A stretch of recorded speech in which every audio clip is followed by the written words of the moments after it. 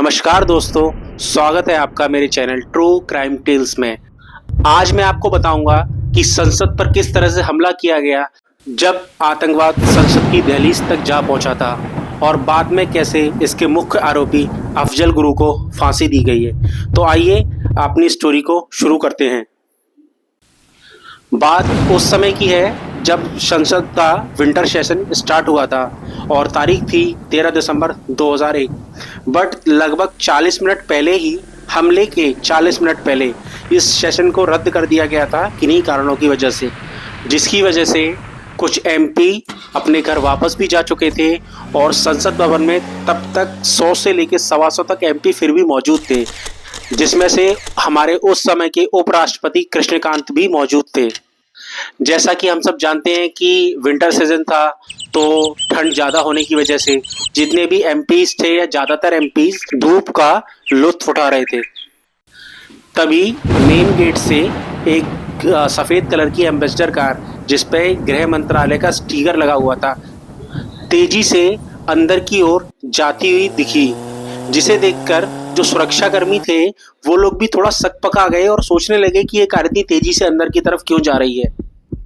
क्योंकि संसद में जब आप एंट्री करते हैं तो जो एक वाहन की स्पीड है उसकी एक लिमिट है, उससे ज़्यादा आप वाहन को नहीं चला सकते।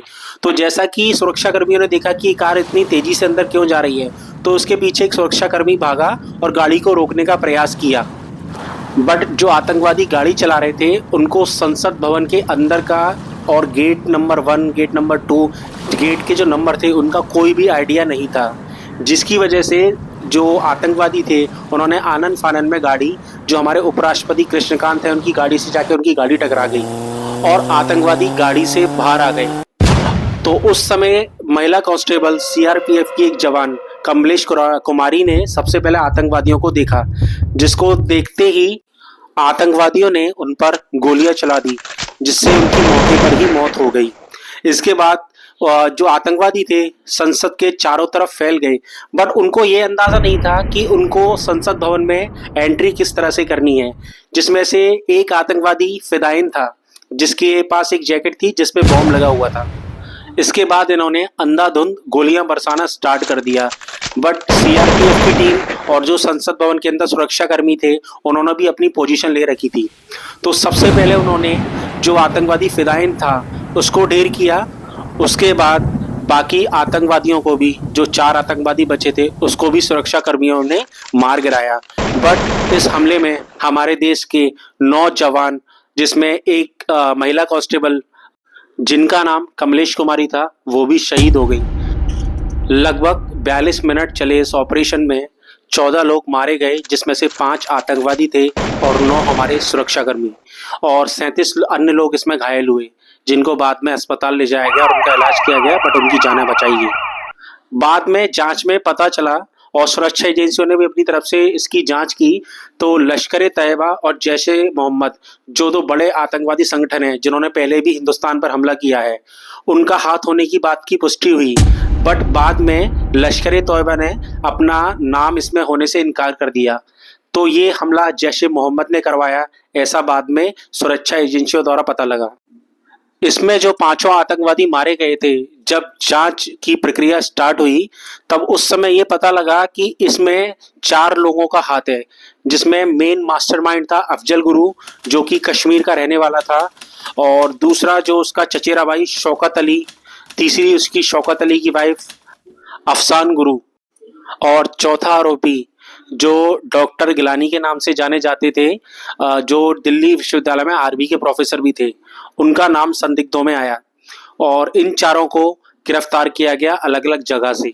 बाद में इन लोगों से पूछताछ की गई, जिसमें इनमें से अफजल गुरु ने हमले की बात को कबूला था, और उसके बाद पुलिस ने अपनी चार्जशीट दाखिल करने के बाद निचली अदालत में पेश की। तो निचली अदालत ने इन 4 को सजा सुनाई, जिसमें अफजल गुरु को फांसी, शौकत अली को फांसी और आर गिलानी और अफसान गुरु को, इनको उम्र कैद की सजा सुनाई। बट इन्होंने इसके बाद कोर्ट के इस फैसले को पहले हाई कोर्ट, फिर सुप्रीम कोर्ट में चैलेंज किया, जिसमें सुप्रीम कोर्ट ने अफजल गुरु की फांसी को तो बरकरार रखा, बट शौकत अली को फांसी की सजा से घटाकर उसे 10 साल की सजा सुनाई। और सबूतों के अभाव के कारण अफसान गुरु और डॉक्टर गिलानी को बरी कर दिया। बाद में 9 फरवरी 2013 को अफजल गुरु को तिहाड़ जेल में फांसी दे दी गई। तो आइए स्टोरी में अब आगे बढ़ते हैं और मैं आपको बताता हूँ कैसे जम्मू कश्मीर का एक फल बेचने वाला इतनी बड़ी आतंकवादी घटना को अंजाम देता है। लेकिन उससे पहले हम अफजल गुरु के बारे में कुछ जान लेते हैं। अफजल गुरु जम्मू कश्मीर के बारामूला जिले में स्थित एक गांव दोआबगढ़ का रहने वाला था। इसके पिता लकड़ी और ट्रांसपोर्ट का बिजनेस करते थे। बचपन में ही इसकी मां की मौत हो गई थी। अफजल गुरु ने 1996 में हाई स्कूल की परीक्षा पास की और इसके बाद इसने मेडिकल कॉलेज में एमबीबीएस की पढ़ाई के लिए एडमिशन भी लिया था, जिसका इसने 1 साल कंप्लीट भी किया। इस दौरान ये और भी गतिविधियों में हिस्सा लेने लगा, जैसा कि इसने एक सब्जी की मंडी स्टार्ट करी जिसमें एक कमीशन एजेंट का काम करता था। वहां पर इसकी मुलाकात तारिक नाम के एक व्यक्ति से हुई, जिसके बाद इसकी जिंदगी में ये मोड़ आया।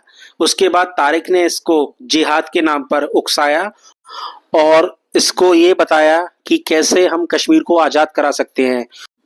उसके बाद तारिक इसे पीओके ले गया। वहाँ पर उसने अफजल गुरु की मुलाकात जैश ए मोहम्मद संगठन से करवाई। इसके बाद इसकी ट्रेनिंग हुई कि इसको किस तरह से इस हमले को अंजाम देना है। वहाँ से ये भारत आया और इसने इस निंदनीय हमले को अंजाम दिया। इसकी पत्नी ने इसके फांसी से पहले उस समय के तत्कालीन राष्ट्रपति माननीय एपीजे अब्दुल कलाम को एक याचिका दी, जिसमें इसकी फांसी को माफ करने की बात कही थी, बट उन्होंने तुरंत इस अर्जी को खारिज कर दिया। जिसके बाद 9 फरवरी 2013 को अफजल गुरु को फांसी दे दी गई। तो दोस्तों, आपको मेरी ये स्टोरी कैसी लगी कृपया मुझे कमेंट बॉक्स में ज़रूर बताएं और आगे भी इस तरह की क्राइम से रिलेटेड इंटरेस्टिंग स्टोरियां सुनने के लिए मेरे चैनल